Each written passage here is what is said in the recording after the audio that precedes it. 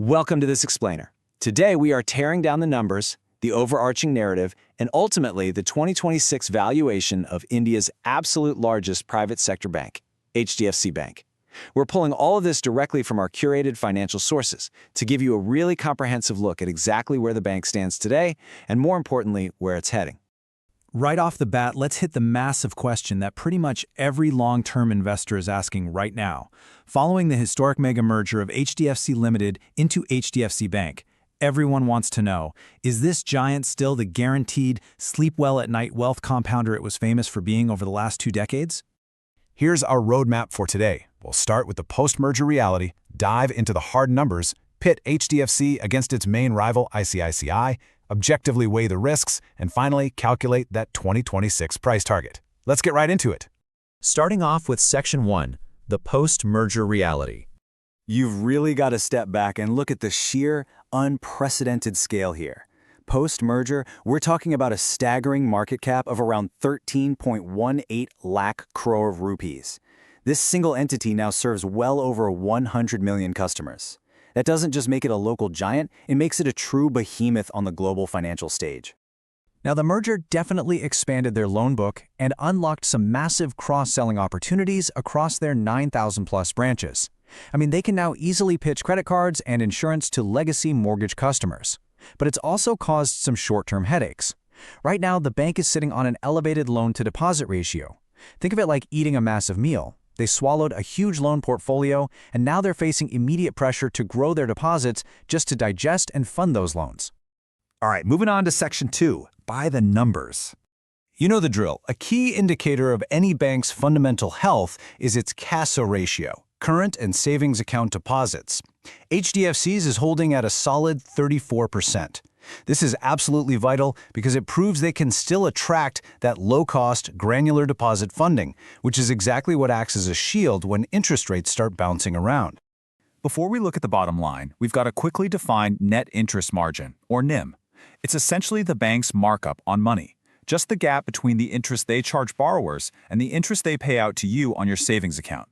So, looking at the latest Q4 FY26 snapshot, things are looking pretty robust. NIM is remarkably stable at 3.38%. Net profit came in at a massive 19,200 crore rupees. That's up 9.1% year over year. And crucially, they're maintaining stellar asset quality, with gross NPAs sitting at just 1.15%. So they're growing, yeah, but they are doing it safely. But this is where it gets really interesting. Under CEO Sashidhar Jagdishan, they're aggressively going after retail deposits. Look at this. Deposits below 3 crore rupees made up 47% of net incremental inflows in FY26. That is a huge jump from just 31% last year. It proves they're actually executing on that granular deposit strategy, which is the exact medicine they need for that post-merger indigestion we talked about. Which brings us nicely to Section 3, HDFC versus ICICI. You really can't talk about HDFC without bringing up ICICI Bank. The market basically sees them as two totally different beasts right now. HDFC Bank is the steady giant, unmatched scale, massive reach, but currently wading through a complex transition. ICICI, on the other hand, is playing the role of the growth challenger. They've pulled off this stunning multi-year turnaround and are seen as incredibly nimble and digitally innovative. And the trade-off is super obvious when you line up the metrics. ICICI is just crushing it with a 4.3% NIM and a superior return on equity. But wait, HDFC gives you double the dividend yield at 22 rupees per share, and it's trading at a noticeably cheaper price-to-book valuation of 1.4x. It's your classic market battle. Do you pay a premium for growth, or do you buy undervalued stability? But look, whichever horse you're backing, it's super important to remember that both of these banks are riding some absolutely massive structural tailwinds. Expected RBI rate cuts from the current 6.25%, paired with India's projected 6.5 to 7% GDP growth, that creates an incredibly fertile environment for both of them to aggressively expand their credit portfolios. Let's flip the coin. Section 4, weighing the risks. There's a massive tug-of-war happening in the financial community right now.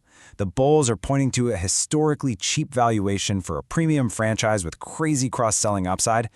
The bears?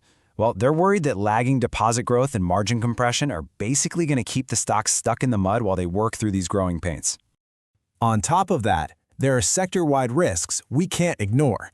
You've got intense, relentless competition from incredibly nimble fintech startups. Plus, HDFC carries a high debt-to-equity ratio of around 620. They have to navigate strict and sometimes unpredictable RBI regulations, and they are always completely exposed to interest rate swings that can squeeze their margins out of nowhere. All right, the moment we've been building toward. Section 5, the 2026 price target. Now, at the end of the day, stock prices follow earnings. So before we throw numbers around, we have to talk EPS, earnings per share.